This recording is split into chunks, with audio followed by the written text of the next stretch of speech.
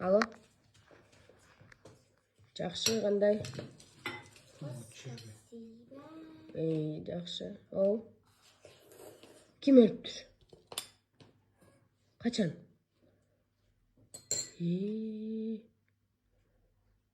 Не ол өліптір, ей?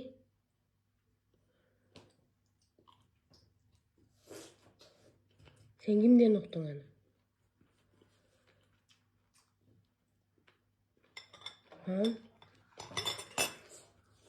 Keçele жашынакай жүрбөдү эле. Keçele мен көрүп аткам да.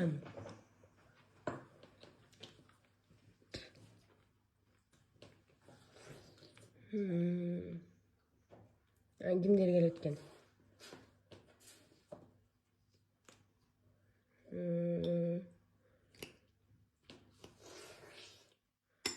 Ошондо сен кайсы сериясына жеттиң эле?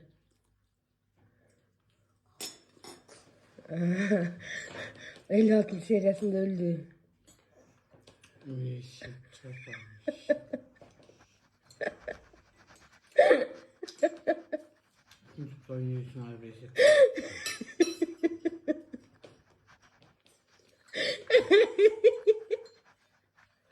Meyli davay. Neme çaldat ko? Alo? Жақсы, шүгір өзіңіз. Қачан өлді? Көтің бі? Не, ору атып біле?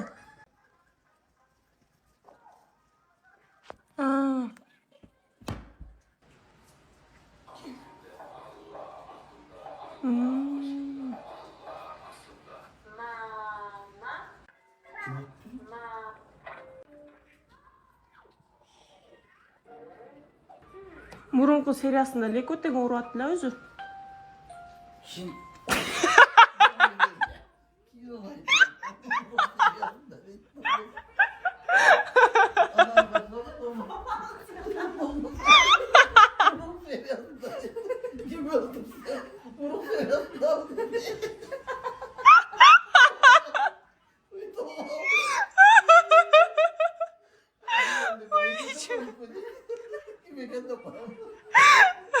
Ik wil van dat ik hoor pas in de